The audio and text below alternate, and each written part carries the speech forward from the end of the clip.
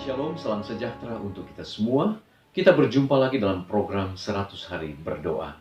Dan saya percaya kita semua dalam keadaan sehat dan diberkati Tuhan. Saudara, sebelum kita membawa doa-doa kita kepada Tuhan, kita akan mendengarkan firman Tuhan saat ini. Namun sebelumnya, mari kita berdoa. Bapa di sorga, kami bersyukur Tuhan, Engkau memberikan waktu bagi kami untuk membawakan doa-doa dan permohonan kami. Namun sebelumnya kami rindu untuk mendengarkan firman-Mu. Berfirmanlah ya Allah, kami siap mendengar. Dalam nama Yesus kami sudah berdoa. Amin. Pembahasan kita pada saat ini adalah in awe of His word, atau dalam kekaguman akan firman-Nya. Saudara, apakah Anda sudah tahu istilah anoreksia? Anoreksia nervosa atau biasa disebut anoreksia adalah gangguan makan yang ditandai dengan rasa takut yang berlebihan bila berat badan bertambah, dan gangguan persepsi pada bentuk tubuh. Jadi penderita anoreksia, mereka merindukan memiliki tubuh yang langsing, terobsesi untuk memiliki tubuh yang kurus, dan melakukan berbagai upaya untuk mendapatkan bentuk tubuh yang ideal menurut mereka.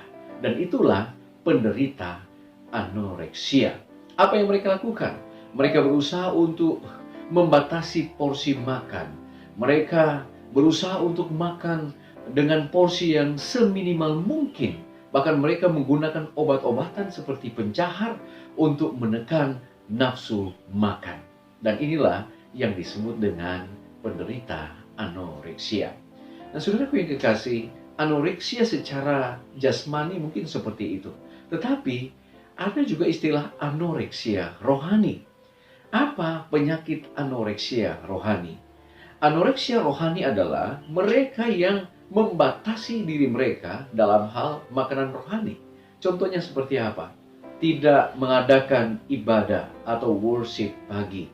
Tidak membaca firman Tuhan atau jarang atau tidak sama sekali dalam sehari. Mereka juga mungkin tidak ada doa secara pribadi dan tidak ada pendalaman firman dalam kehidupan keseharian mereka. Itulah anoreksia rohani. Saudaraku yang kekasih, di dalam Matius pasalnya yang kelima ayat yang keenam, firman Tuhan berkata, "Berbahagialah orang yang lapar dan haus akan kebenaran, karena mereka akan dipuaskan." Di dalam Seventh Day Adventist Bible Commentary, jilid 5, halaman 326, dikatakan, Yesus berbicara tentang lapar dan haus akan kebenaran. Dan hanya mereka yang merindukan kebenaran, yang merasa gelisah yang berkobar-kobar dari pribadi mereka. Dan ketika mereka lapar dan haus akan kebenaran, mereka yang akan menemukan akan kebenaran yang sejati. Tidak ada sumber duniawi yang dapat memuaskan rasa lapar dan haus akan kebenaran. Apakah itu kekayaan materi, filosofi yang mendalam, kepuasan selera secara fisik, atau kehormatan, bahkan kekuasaan. Salomo, dia telah mencoba semua hal ini. Tetapi setelah dia melakukan, Salomo menyimpulkan bahwa semua itu adalah kesia-siaan di atas kesia-siaan. Saudaraku yang kekasih, sebagaimana kita memerlukan makanan untuk mempertahankan tenaga fisik kita, begitu juga kita memerlukan Kristus. Dia adalah the bread of life, atau roti hidup, untuk memberikan pertahanan kehidupan rohani kita dan memberikan kekuatan untuk melakukan akan apa yang dirindukan oleh Allah. Sebagaimana tubuh terus-menerus menerima makanan yang mempertahankan kehidupan dan kekuatan, begitu juga jiwa kita harus senantiasa berhubungan erat dengan Kristus, berserah kepada Kristus, dan bergantung sepenuhnya kepadanya. Di dalam Mount of Blessing, halaman ke-28. Saudaraku yang kekasih, pernahkah Anda memperhatikan orang-orang yang bernasib buruk? Ya, katakanlah pengemis ataupun pemulung yang tinggal di kota-kota besar.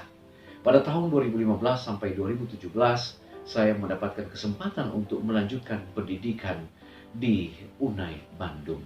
Dan di waktu-waktu tersebut saya pun mendapatkan kesempatan untuk beberapa kali untuk transit di Jakarta. Dan pada saat itu adalah seorang ibu, dia menggendong bayinya. Tiba-tiba dia datang dan berkata kepada saya, "Pak, saya 2 hari belum makan." Saudara, saya tergerak untuk memberikan makanan kepada ibu dan bayi yang sementara digendongnya. Ketika saya beli makanan, saya kasih kepada ibu dan bayi ini. Dan saya memperhatikan saudara-saudara, betapa lahapnya dia memakan makanan yang saya berikan tadi. Saya sambil menggeleng-gelengkan kepala. Saudara, terharu melihat ibu dan bayi ini menikmati makanan yang saya berikan tadi. Namun saudaraku yang kekasih, sesungguhnya gambaran dari pemulung dan pengemis ini menggambarkan kita sebagai orang-orang Kristen saat ini. Sesungguhnya kita sementara lapar dan haus akan kebenaran. Tetapi apakah kita mau menggunakan waktu sebaik mungkin, menggunakan waktu yang berkualitas untuk belajar, mendalami akan firman Tuhan? Mengapa saudara-saudara? Oleh karena orang-orang yang ada pada saat ini, lebih khusus orang Kristen, mengatakan bahwa mereka sudah hidup di dalam kebenaran. Mereka sudah kenal Tuhan. Setiap sahabat beribadah kepada Tuhan. Tetapi sesungguhnya apa yang dikatakan oleh firman Tuhan di dalam Wahyu pasal yang ketiga ayat 17, karena engkau berkata, aku kaya dan aku telah memperkayakan diriku dan aku tidak kekurangan apa-apa. Dan karena engkau tidak tahu bahwa engkau melarat, malang, miskin, buta, dan telanjang. Itulah realita yang sebenarnya terjadi di dalam kehidupan kita. Saat kita berkata bahwa kita beriman kepada Tuhan, saat kita berkata bahwa kita adalah pengikut Tuhan, kita adalah orang Kristen yang berada di dalam garis depan di dalam mempertahankan kebenaran. Tetapi sesungguhnya dalam penilaian Allah, kita dalam keadaan melarat, malang, miskin, buta, dan telanjang. Saudaraku yang kekasih, kebenaran diperoleh bukan oleh pergumulan yang menyakitkan atau kerja keras yang melelahkan. Bukan juga oleh pemberian atau pengorbanan diri. Tetapi kebenaran secara cuma-cuma diberikan kepada setiap orang yang lapar dan dahaga untuk menerima akan kebenaran firman Tuhan. Yohanes pasalnya yang ke-6 ayat 35. Tidak ada kuasa manusia yang dapat memuaskan orang yang jiwanya lapar dan dahaga. Tetapi Yesus mengatakan, akulah roti hidup. Barang siapa datang kepadaku, ia tidak akan lapar lagi. Dan barang siapa yang percaya kepadaku, ia tidak akan haus lagi. Di dalam buku A Call to Stand Apart, halaman 69, Ellen G. White menuliskan seperti ini. Alkitab adalah suara Allah yang berbicara kepada kita. Sama pastinya seperti kita dapat mendengarnya dengan telinga kita. Jika kita menyadari hal ini, dengan rasa kagum kita akan membuka firman Allah dan dengan sungguh-sungguh mencari pengajarannya. Membaca dan merenungkan kitab suci akan dianggap sebagai pertemuan atau audiensi dengan kuasa yang tidak terbatas. Ajakan kita pada hari ini, apakah kita mau menggunakan waktu-waktu bersama dengan Tuhan, mau beraudiensi dengan Tuhan, mau mendengar akan firman kebenaran yang Dia berikan kepada kita? Biarlah kita mau mengambil keputusan untuk menggunakan waktu-waktu yang baik, belajar firman Tuhan, merenungkan firman Tuhan. Oleh karena inilah roti hidup yang boleh memberikan kepuasan di dalam jiwa kita. Adalah doa dan harapan kita pada saat ini. Saya berdoa nama Yesus. Amin. Baik, saudara, kita saat ini akan berdoa kepada Tuhan. Ada 5 pokok doa yang kita akan doakan saat ini. Pertama, kita akan berdoa untuk umat-umat Tuhan yang berada di Afrika, di mana mereka saat ini memerangi pandemi virus corona. Kita berdoa untuk umat-umat Tuhan yang sedang berjuang oleh karena kurangnya perawatan kesehatan yang memadai. Kita juga berdoa untuk ribuan kelompok etnis di seluruh dunia yang merupakan 69% dari populasi bumi yang belum memiliki pemahaman yang jelas tentang Yesus. Dan kita berdoa agar ada cara inovatif yang baru untuk menjangkau mereka. Kemudian kita berdoa untuk pertobatan. Roh pertobatan dan kerendahan hati bagi kita semua sehubungan dengan kehidupan kita yang belum setia secara pribadi kepada Allah.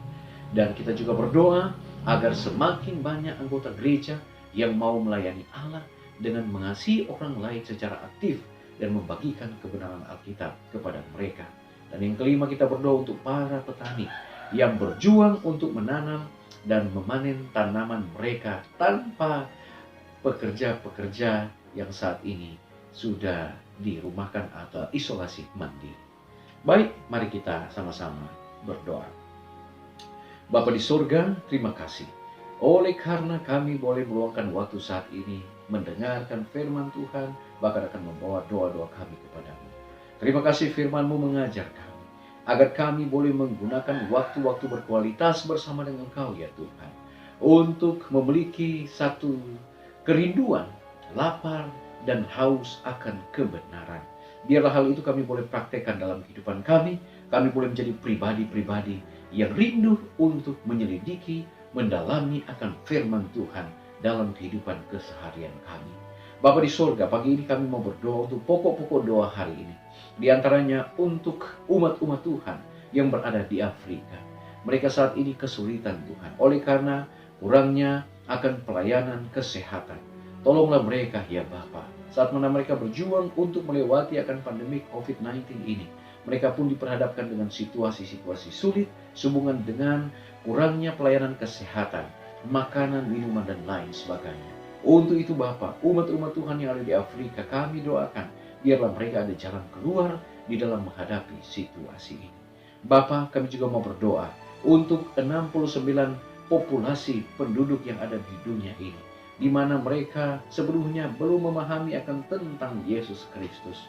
Dari tempat ini kami mau berdoa, biarlah Tuhan akan menolong mereka. Buka kiranya akan pemahaman. Biarlah Tuhan akan memberikan cara-cara yang baru, cara-cara yang praktis, untuk mana mereka boleh menemukan Yesus Kristus sebagai juru selamat pribadi. Dan Bapa di sorga, kami juga mau berdoa untuk semua umat-umat Tuhan. Biarlah mereka memiliki roh kerendahan hati untuk mengevaluasi diri, untuk membukakan kehidupan mereka, mau memberikan diri mereka untuk melayani Tuhan lewat karunia, talenta, bahkan setiap kemampuan-kemampuan yang Tuhan percayakan mereka boleh gunakan untuk menjangkau jiwa-jiwa dimenangkan bagi hari Maranatha. Dan Bapa di sorga, kami juga mau berdoa, biarlah Engkau akan menolong kami. Biarlah ada cara-cara khusus yang kami boleh gunakan untuk menolong mereka yang membutuhkan pertolongan. Dan biarlah lewat doa-doa kami, permohonan-permohonan kami pun boleh melibatkan diri di dalam setiap tanggung jawab yang besar ini untuk membawa mereka mengenal akan kebenaran dan mereka pun akan dipersiapkan bagi hari Maranatha.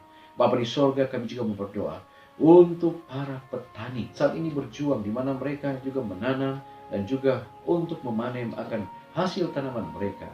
Mereka kesulitan untuk mencari pekerja oleh karena saat ini ada isolasi mandiri.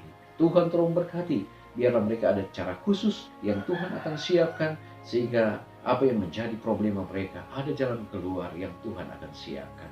Terima kasih Bapa, biarlah semua permohonan ini Tuhan akan jawab sesuai dengan kemurahan Tuhan. Dan kami terus berdoa untuk bangsa dan negara kami yang kami cintai, biarlah Tuhan akan berkati. Biarlah di situasi ini saat kami menghadapi pandemi COVID-19, Tuhan akan buka jalan baik kepada presiden, wakil presiden, para menteri, mereka yang bekerja di gugus depan untuk memutus mata rantai akan COVID-19 ini. Tuhan berkati, dan biarlah COVID-19 ini akan segera berakhir. Kami pun akan dengan penuh leluasa bekerja, boleh melayani, boleh bersosial, terlebih akan beribadah kepada Tuhan.